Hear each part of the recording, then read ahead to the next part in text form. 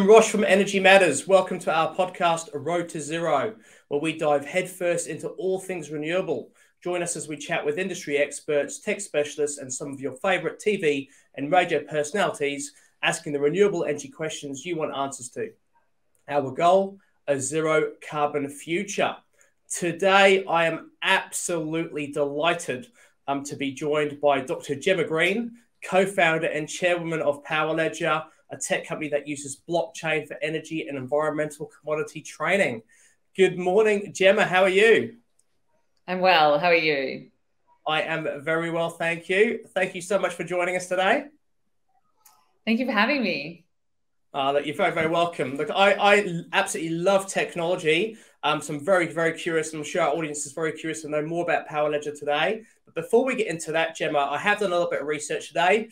I'm not well known for doing research on the people I'm speaking to, but I've been absolutely blown away with your career to date. So if you don't mind, I just would like to ask you a few questions just about how you got to where you are today. Now, I believe that you worked with JP Morgan in London, investment bank. Well, they're an investment banker, but that was also the start of your sustainability journey. How did that happen? Yeah, I was working in mainstream banking, and I did a leadership training course, and as a part of that, I had to do a project of some kind. And it didn't have to be at work, but I looked around the office and saw we didn't have recycling, and I thought that might be a great project. And I went about speaking with the building managers and calculated that we could save money from recycling instead of sending waste to landfill. And I went and pitched this idea to the chief operating officer for JP Morgan Europe, and he, was really excited. And so a few months later, we introduced recycling facilities to the London offices, and I was super happy about this until I saw people throwing their recycling into their rubbish bins at their desks. So I proposed a part 2 to the project where we removed the individual bins and put the recycling bin and the landfill bin next to each other at the end of the aisles of desks. And I pitched that idea to the chief operating officer, and he said, yeah, let's do it. And that got rolled out, and I became rather unpopular in the office. And I thought, well, this is, I thought this is way more interesting than my day job, seeing about how do you get people to, do things that are good for us all, but require change in behavior.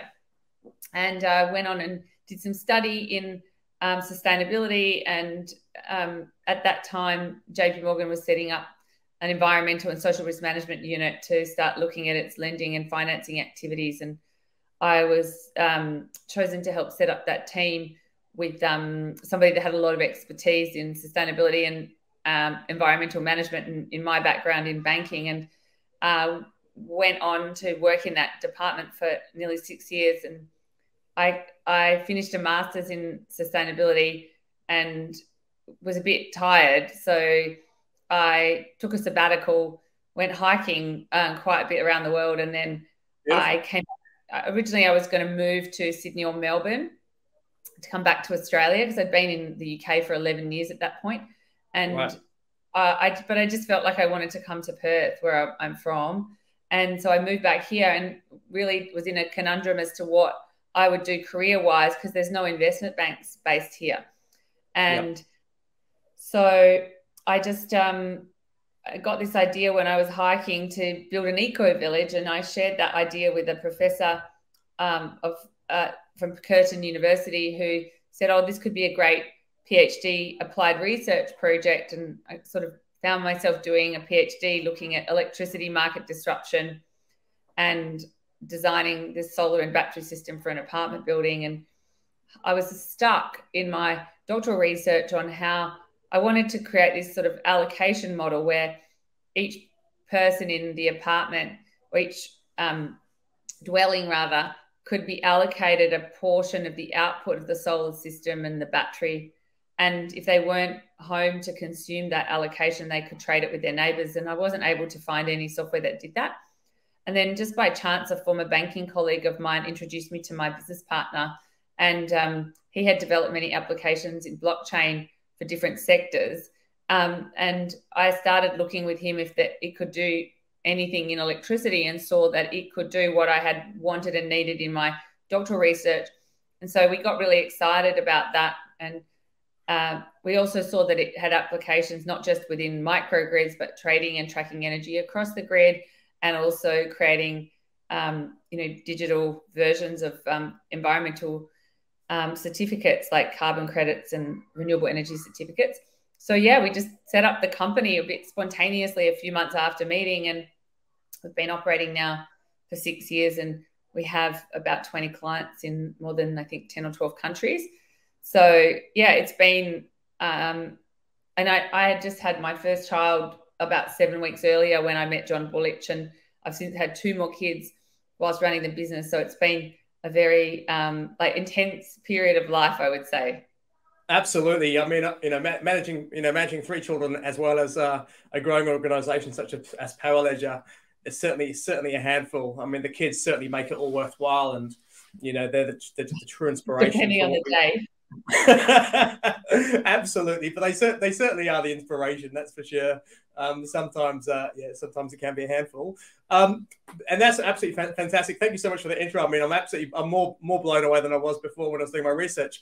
But Jemma, one thing that really got me, and being British and being an entrepreneur deep down, I was absolutely fascinated to see that you, in creating Powerledger, you then were successful in entering and winning Sir Richard Branson's Extreme Tech Challenge.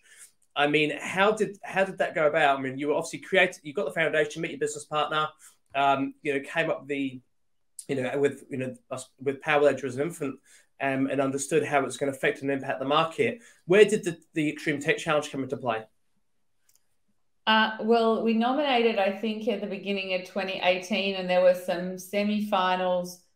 Actually, that might have been even in, I'm just trying to think now, 2018 was the semi-finals in Las Vegas, and then in October 2018 was the finals. So I flew to Las Vegas for the semi-finals, and we were chosen. There were 10 semi-finalists, and 3 of us were chosen, 3 companies were chosen to go to the finals. And I was pregnant with my second child, Castiel. Then I think I was about halfway through my pregnancy. Yep. And then I had him, and then when he was 3 months old, we flew to Necker Island with also my 2.5-year-old Emily and my husband. Yeah, so it was a bit of a journey. It's like 4 flights and about 44 hours travel. But it was an amazing experience. I had to do a 7-minute pitch, and Sir Richard and a judging panel, decided to award Powerledger the crown, which was fantastic endorsement of what we are working on. And the Necker Island's an amazing place, but I didn't actually do anything there besides practice my pitch over and over again, 7 minutes, to try and memorize it. So I feel like I need to go back there. Absolutely, you've got to get in touch with Sir Richard and say, look, I'm not pregnant. Can I come back and actually just enjoy the hospitality of the island? I mean, I've never met Richard Branson, and I'd love to. The one thing I am aware of is he's certainly a lovely man, and someone that likes to have fun and party. So I'm sure it'll be. Is there any communication that takes place between yourself and Sir Richard Branson now, or is that won the award?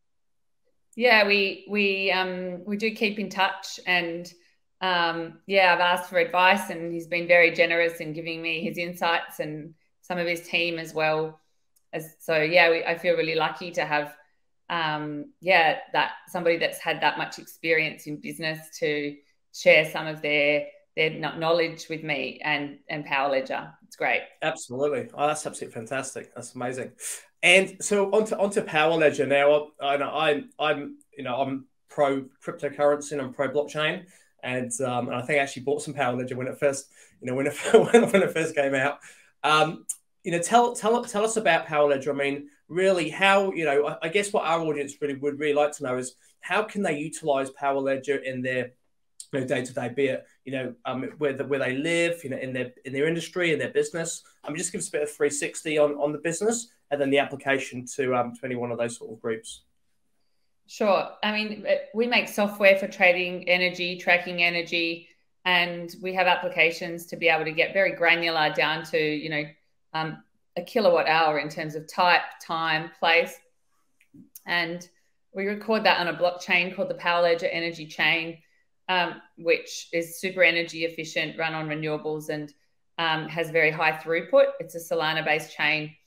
And we migrated from an Ethereum to a Solana-based chain earlier this year because of the challenges that were experienced with throughput on Ethereum, even with the kind of proposed changes in terms of layer 2 and sharding, which is effectively connecting other blockchains to the Ethereum chain. Yeah. So in terms of the software that we make it for utilities and large companies. From a utilities perspective, like an energy supplier, they want to offer their customers new products and services, and our platform allows them to innovate without having to have all of the intricate information and even maintain their own blockchain. So retailers can, and we've got, for example, like one in France, Equateur, which they've developed a product called Choose Your Mix. And this means that customers can specify the exact energy that they want, like solar from this farm, wind from that farm, up to, I think, 70% of the total. And what we do is we measure how much energy that like a solar farm or a wind farm is generating against the load profile of the customer and create a record on the blockchain so that that generation asset is being allocated effectively to a particular buyer. And then we also make solutions for big corporates that have made commitments around being, say, 100% renewable or 24/7 carbon-free energy. And we provide tracking, visualization tools, and also the ability for them to purchase renewable energy certificates using our platform. So we've just launched that. TraceX is the name of it, and that allows certificates to be bought and settled physically and financially settled on our platform. So that gives you a bit of an insight into the software solutions that we develop and the blockchain that sits behind it. And then we have the Power Token, which is an access token to be able to access the Powerledger platform. So clients can pay for their software license in cash or in Power, and they have the choice.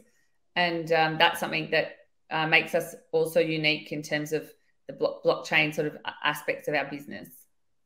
So, Jemma, I think one of the questions that my audience would have, and a lot of people, a lot of inquiries that we do have, is we encourage a zero carbon future. We encourage anyone that visits our website to get a quote for solar power and ultimately to install as large a solar power system as they're able to on their home. Clearly, there are restrictions from the grid in terms of output and what size system you can have, like 5 kilowatts per phase in a lot of cases.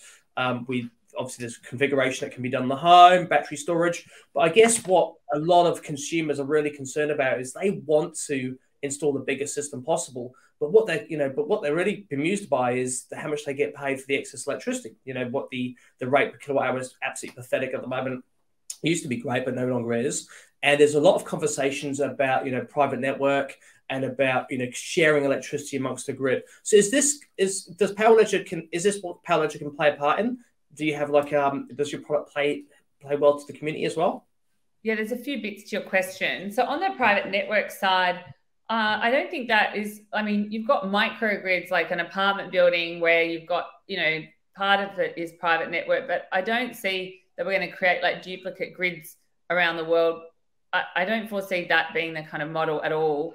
But in terms of large systems, people are being encouraged to do that. But at the same time, because of the centralized planning of renewables and also this sort of command and control mentality, now because of overbuild of renewables causing issues of congestion in grids, a lot of it is being curtailed in the peak periods because otherwise the system can't cope.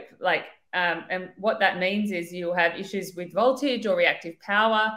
And then also if you have too much solar during the day, you don't have enough minimum demand to keep the synchronous generators from coal-fired power stations going, and that sort of precipitates their earlier shutdown, which, in some respects is exciting, but if there isn't an alternative for that right then and there, which is happening right now in many places, it creates an energy crisis. And so this whole system really needs to be rethought. And we see our solution as creating these local price signals to encourage the growth of renewables in a way that the grid can handle. And what that means is if there is more solar in a particular part of the grid, that encourages other people to consume it or store it and consume it later. So it relieves congestion. And this idea means that you don't have to curtail the solar, which is a fancy word for throwing energy away. So what the network operators are now often doing is literally turning people's systems off without their knowledge even, and stopping the solar being generated and exported in the first place. So it means that people might think that the nameplate of their system means that they're generating a lot of electricity, but in practice, they might not be actually generating as much as they think, because this curtailment program is happening. And curtailment is like because of a market failure, and I think having price signals and a market mechanism could avoid the need for curtailment and actually allow more renewables to be installed in the grid, but in a way that is scalable. And how close are we to achieving that? I mean, are you seeing from the work that you do and the conversations that you're having at the highest level? I mean, is open to this, or is there still very much a closed mentality and, let's go coal? Well, I'd say that network businesses are looking for non-network solutions, because if they want to put more renewables in, traditionally what they would do is, upgrade physical infrastructure to cope. So, or curtail. And curtailment is not seen as like a really great solution, and upgrading physical grid infrastructure is very expensive. So installing new substations or transformers or capacitor banks costs a lot of money, and everyone pays for that in their fixed charge that they pay each day. And so a lot of the network operators now are looking at what they call non-network solutions or digital grids. So how can solutions like Powerledgers be utilized to reduce the need to upgrade the infrastructure, reduce the need to curtail? So I would say, in Australia, the network operators have a lot of appetite for this, and now the regulator is asking them to report annually what they're doing to incorporate more renewables into the grid. So they know they must do stuff to incorporate renewables into the grid, and they've got to do it in the most efficient way, not unnecessarily drive up costs. So I think that there's a lot more appetite to look into this than there ever has been. And, the crisis that recently happened in Australia and the national electricity market, I think really underscored the need to look at things differently. And what's currently sort of slated as the solution for that, which is a capacity market augmented by the existing energy market, will add a lot of extra fixed costs into the system. And looking at local energy markets could reduce the need for more expensive capacity. So, and I think there's recognition for that. And also looking in Australia, like the integrated system plan proposes, I think, spend around $15 billion on upgrading transmission lines. And it's possible that that could be reduced significantly by better utilising the energy and distributed energy resources at the distribution part of the network. So there's not as much need to upgrade the transmission end of the network in order to move renewable energy around and move energy around, because it could be more local energy autonomous. And in Europe, there's been greater recognition of this earlier than in Australia, by virtue of some regulatory reform, which was called the Clean Energy Package, and it was a directive from 2018 that's being implemented now, which is really about creating local energy markets, energy communities, and differentially charging for energy depending on how far it travels. So energy that's sourced and procured locally attracts a lower network fee and encourages more local energy, local renewable energy. Which is absolutely fantastic. So with Powerledger, I mean, what's next? What's next for you guys? I mean, what's coming up in 2023? I mean, what would you like to get out there and communicate to the market? Well, Well, I think in the European market, the 27 member states, many of them will have implemented local energy sharing laws by that stage. So that's pretty significant in terms of, there being regulatory pull to do this. In India, I think there's a lot happening there and appetite to leapfrog.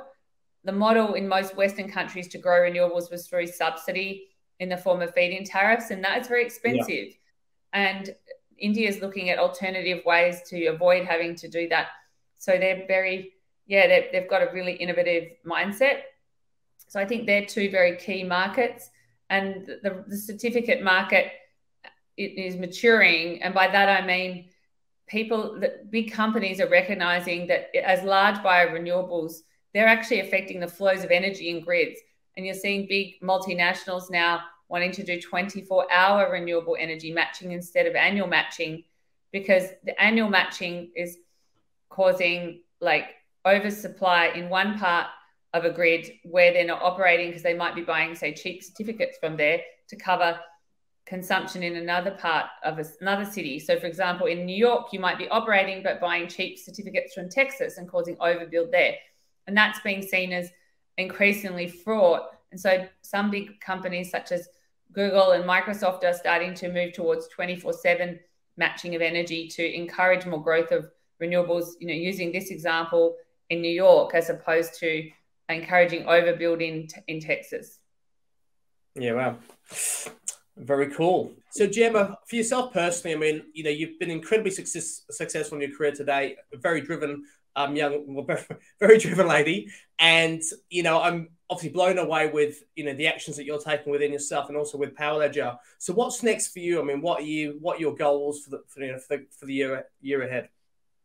Well, our vision is the democratization of power. And, we believe that markets, if you fix markets, you'll fix a lot of the issues with the grid. And that, tracking energy and creating local energy markets can, address and prevent these kind of grid limit violations, which is causing, grid instability and rising costs. If you look around the world, the countries that have the highest penetration of variable renewable energy, so that's energy from solar or wind, they've got high electricity costs, and it's because of this centralized planning, which has really encouraged the growth of renewables, not where it's needed and not when it's needed. And so you've got this time and place problem. And so I think 2023 is going to be about really coming to grips with that. And, there's a lot of, concern around energy stability and the implications for that. With people having to choose between heating and eating because of the cost of energy, or companies moving offshore and impacting jobs. So I think that there is already a reckoning around this, and there's a lot of things being explored as potential solutions. And you've got more pressure on the energy system by virtue of companies and countries wanting to achieve net zero targets. So that all means that you're going to have to innovate to be able to do that in a way that is scalable and sustainable. Mate, amazing. And clearly, 2023 has to involve a trip to Necker Island. Well, if you ask my children, they do ask a lot, when are we going to Necker again? it would be fabulous. But I think, what COVID did show me was that we can do a lot online, but you can't do everything online. I just recently spent a few weeks in Europe, and that was the first trip I'd been on in 2.5 years. And it was a bit euphoric to meet some people that I've been speaking with for 1.5 years, but not met in person. So I do think that the next year there's an importance to kind of re-emphasize, being with people and reconnecting with humans in person, as well as, doing less of it, because we have got, now used to how to do a lot with technology, but there's nothing quite like in-person communication. No, 100% agree. And just to finish off with Jemma, what 3 actions or small changes do you think anyone day to day could make to move us towards a zero carbon future? What 3 little tips would you give me? Yeah, I mean, find an energy supplier that can supply you renewables and ask them, if they can tell you where that energy is coming from, and are they buying certificates from anywhere, or are they buying energy more locally? I think that's something that people can do in terms of their own energy consumption in their households and in their businesses. And then I think that they can advocate for change, like, ask their energy companies to do things that they want. So, for example, how much of their energy is being curtailed, or are they partnering with the network operators to be able to use that energy better with it and not have to curtail it? I think that they're important questions, because consumers are quite engaged in the energy story, and they're not really empowered to take control of their energy future. So I would get in communication, and if you're in an apartment building, might want to look at creating a shared energy system, that involves solar and batteries, and increasing your renewable energy consumption within that community as well. So that's the second thing. And then finally, I would say just re-emphasizing what you said around looking into home generation, solar. In Australia, it will pay itself off in 3 or 4 years, even with a low feed-in tariff. So it's kind of like an economic no-brainer. No, fantastic. Look, Jemma, thank you so much for that, for your insights, and for being on our podcast today. You've been absolutely amazing. There's so much information here. So this is definitely one that I recommend everyone re-listen to or re-watch in this case. Thanks for having me. Absolutely. And get skilled up and understand what's happening. Absolutely brilliant. Thank you so much, Jemma. I do appreciate it, guys. If you actually want to find out more about Powerledger, jump onto their website. You can now see it scrolling below, and then make direct contact and find out what you can also do to work with Powerledger and find out more about their organization. Before I finish it off, I'd just like to remind everyone, as Jemma highlighted, please know that you can jump onto the Energy Matters website if you haven't gone solar already and request 3 quotes. And we will then partner you up with 3 of your local solar retailers who can quote you on solar power, and you can determine whether for yourself, whether it's in your best interest to go solar now. Clearly, we do recommend that you do. And by all means, get a free energy bill comparison on our website. There are a number of renewable energy or green plans on there too, so do investigate those and have a look at what your options are. And certainly, please do subscribe to our YouTube channel and follow us on Facebook, Instagram, Twitter, and LinkedIn. Thank you all very much. Have a great day, and we'll see you next week.